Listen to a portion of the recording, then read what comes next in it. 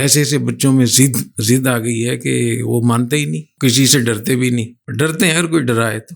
آج کل یہ بھی ایک سلسلہ چلا ہوا ہے کہ بچوں کو کہنا کچھ نہیں، ان کو اپنے حال پہ چھوڑ دیں، جو چاہے کریں۔ تو یہ طریقہ تو صحیح نہیں ہے۔ ماں باپ کو تو چاہیے ان کو سمجھائیں، بتائیں، سمجھانے کے جو بھی طریقہ ہو۔ لیکن یہ کہتے ہیں کہ آج کل جدید یہ ہے کہ بچوں کو کچھ بھی نہ کہیں، جو وہ شرارتیں کرتے رہیں، کچھ نہ کہیں۔ تو جو چیزیں مغرب سے آتی ہیں ان کو ہم فوراً آنکھیں بند کر کے لے لیتے ہیں، پھر 20-30 سال کے بعد جب ان کی ریسرچ تبدیل ہوتی ہے تو پھر ہم بھی فوراً تبدیل کر لیتے ہیں۔ تو ہم اتنے اندھے مقلد بنے ہوئے ہیں۔ تو ہمیں اپنا دیکھنا چاہیے کہ ہماری ثقافت، ہمارا کلچر، ہماری روایات، ہماری مشرقی روایات، ہماری دینی اسلامی روایات، ہمارا خاندانی نظام وہ برباد ہو جائے گا اس کی وجہ سے۔ مجھے کئی بڑی سطح کے لوگ اگر کہتے ہیں، اور بعض علماء نے مجھے بتایا، تو میں نے کہا آپ بیمار رہتے ہیں تو آپ کے صاحبزادے آپ کو کتنا پوچھتے ہیں؟ کہتے سال میں اگر ایک دفعہ مجھ سے مل لیں تو بہت اچھی مجھے خوشی ہوتی ہے۔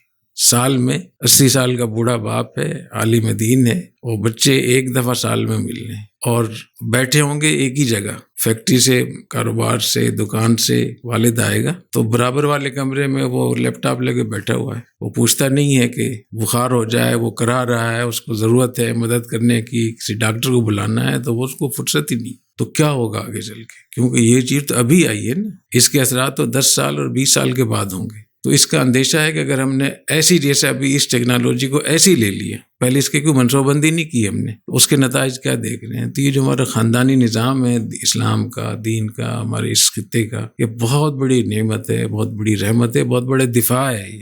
یہ صحت کے لیے بھی بہت اچھی چیز ہے، اور خاندانی نظام کے لیے، صلہ رحمی کے لیے، شادی غمی میں، خوشی میں، بیماری میں، تو اللہ تعالیٰ اس کی حفاظت کرنے کی توفیق عطا فرمائے۔ اور یہ اس کی حفاظت جب ہوگی جب کہ ان بچوں کو بھی تھوڑا سا کنٹرول کرنا چاہیے، ٹیکنالوجی کے ذریعے سے بھی کنٹرول کریں اور اس کے ذریعے سے بھی کنٹرول۔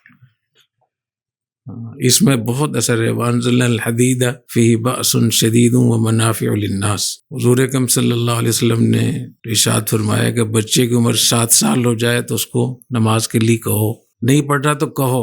10 سال عمر ہو جائے تو نماز کے لیے کہو، نہ پڑھے تو کیا کرو؟ تو آپ کی سائنس کہاں ہے؟ حضور اکرم صلی اللہ علیہ وسلم کی سائنس اور آپ کا حکم تھے کہ اس کو لگاؤ۔ تو اس لیے بچوں کو ٹھیک بھی کرنا چاہیے۔ میرے بیٹے یہاں بیٹھے ہوئے ہیں تو ان کو میں نے کبھی نہیں مارا، مجھے یاد نہیں ہے۔ سب ان کی جو بڑی بہن تھی، ایک تھپڑ اس کو مارا تھا، وہ کافی ہو گیا سارے بچوں کے لیے۔